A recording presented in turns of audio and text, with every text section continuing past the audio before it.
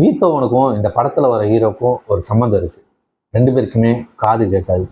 Beethoven எப்படி காது கேட்காமலே அதிர்வுகள் வச்சு மியூசிக் பண்ணாரோ, நம்ம ஹீரோவுமே கேட்காத சத்தங்களை எல்லாம் கேட்டு சேஃப் லாக்கரை ஓப்பன் பண்ணுவார். கதை என்னன்னா, நிக்கி ஒரு பியானோ டோனராக இருக்காரு. இவருக்கு காதில் பிரச்சனை.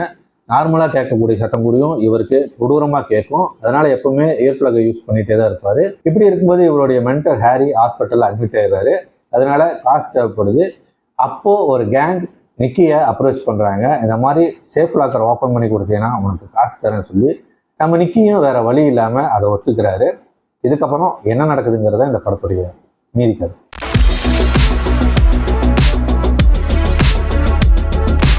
படம் நல்லா இருக்குது. என்னென்னா இன்னும் கொஞ்சம் டெப்த்தாக கொண்டு போயிருக்கலாம்னு தோணுச்சு. ஏன்னா அந்த கேங் அவ்வளோ ஸ்ட்ராங்காக இல்லை, ரொம்ப வீக்கான ஒரு கேங்காக இருக்குது.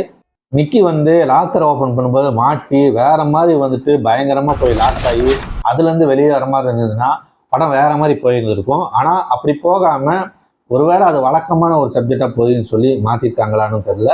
ஆனால் இது அவங்களுக்கு தகுந்த மாதிரி எழுதிக்கிட்ட மாதிரி தான் இருந்துச்சு. ஏன்னா நிக்கியோட கேரக்டரே பார்த்தீங்கன்னா அவனுக்கு ஒரு பாஸ்ட் ட்ராமா இருக்கிற மாதிரி தான் இருக்குது. ஏன்னா சின்ன வயசுலேயே ஒரு பிரச்சனையான காது போனதுனால ஒரு நாள் பியானோ ப்ளே பண்ண முடியாமல் போயிடுது. அதனால அந்த ஒரு கேரக்டருக்காகவே இந்த மாதிரி எழுதியிருக்காங்க மாதிரி தான் எனக்கு தோணுச்சு. ஏன்னா நிக்கியெல்லாம் தாக்கணும்னா ரொம்ப ஈஸி. சத்தமாக கத்துனாலே நிக்கி நில குறைஞ்சி போயிடுவார்.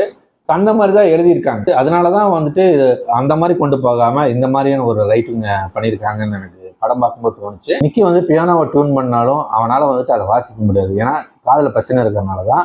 ஆனால் அதை தான் அந்த வீக் பாயிண்ட்டை தான் பின்னாடி செகண்ட் ஹாஃபில் ஒரு கிளைமேக்ஸை வச்சு முடிச்சிருக்காங்க. ஓகே தான். இடையில லவ் சென்டிமெண்ட்டுன்னு எல்லாத்தையும் தூவி விட்டு அப்படியே முடிச்சிருக்காங்க. இந்த படத்தில் பார்த்தீங்கன்னா அந்த லாக்கர் ஓப்பன் பண்ண சீன் ஃபஸ்ட்டு செகண்ட் ரெண்டு சீன் என்னமோ ரொம்ப சூப்பராக இருந்துச்சு. அதுக்கப்புறம் பார்த்தீங்கன்னா அது ரிப்பீட்டட் ஆகும்போது போர் அடிச்சிருச்சு. ஆனால் அதில் வரக்கூடிய அந்த லாக்ஸுக்குள்ளே இருக்கக்கூடிய அந்த மெக்கானிசம் அதை கேமராவில் காட்டும்போது அது அவ்வளோ சூப்பராக இருந்துச்சு. அதுதான் எங்கேஜிங்காக வச்சுச்சு. ஆனால் அது மட்டுமே பத்தலை, அப்படி தான் தோணுச்சு. ஏன்னா இது வேறு மாதிரியே போயிருக்க வேண்டிய ஒரு படம் தான். ஆனால் இவங்க இஷ்டத்துக்கு அப்படியே மாற்றி இந்த மாதிரி கொண்டு போன மாதிரி தான் எனக்கு இருந்தது. ஏன்னா இந்த படத்தோட ஐடியா ஒரு நல்ல ஐடியா. ஏன்னா ஒரு பியானோ டூனர் ஒரு லாக் வாரை ஓப்பன் பண்ணுறான் அப்படிங்கிறது ஒரு நல்ல ஒரு ஐடியாவாக இருக்குது. ஆனால் இது இப்படி ஒரு ஃபேமிலி ட்ராமா மாதிரி கொண்டுட்டு போயிட்டாங்க. ஒருவேளை நான் தான் ஓவர் அக்செப்ட் பண்ணிட்டேனோன்னு தெரியல. ஆனால் எனக்கு படம் பார்க்கும்போது அவ்வளோ கன்வின்சிங்காக இல்லை. ஓகே, ஒரு ஆவரேஜான படமாக தான் எனக்கு இருந்தது. அப்புறம் டஸ்டின் ஹாஃப்மேன் வர போர்ஷன்ஸ் எல்லாம் ஜாலியாக இருந்துச்சு. அதெல்லாம் நல்லாவே இருந்தது. ஏன்னா அந்த தெரியுது, அந்த ட்ரெயின்டு ஆக்டர்ஸ், சீனியர் ஆக்டர்ஸ் நடிக்கும்போதே தெரியுது எவ்வளோ ஈஸியாக இந்த ஸ்க்ரீன் ப்ரெசன்ஸ் நல்லாவே தெரியுது. படத்தில் அங்கங்கே இருக்கக்கூடிய மியூசிக்ஸ் இதெல்லாம் ஓகே தான். ஆனால் எனக்கு அந்தளவுக்கு கனெக்ட் ஆகலை. இருந்தாலுமே பார்க்கக்கூடிய ஒரு படம் தான். போரெல்லாம் அடிக்காது, எனக்குமே போர் அடிக்கல. ஆனால் ஏதோ மிஸ் ஆகிற மாதிரியான ஒரு ஃபீல் இந்த படம் பார்க்கும்போது எனக்கு இருந்துச்சு. இந்த படம் ஒரு 1 hour 49 minutes ஓடுது.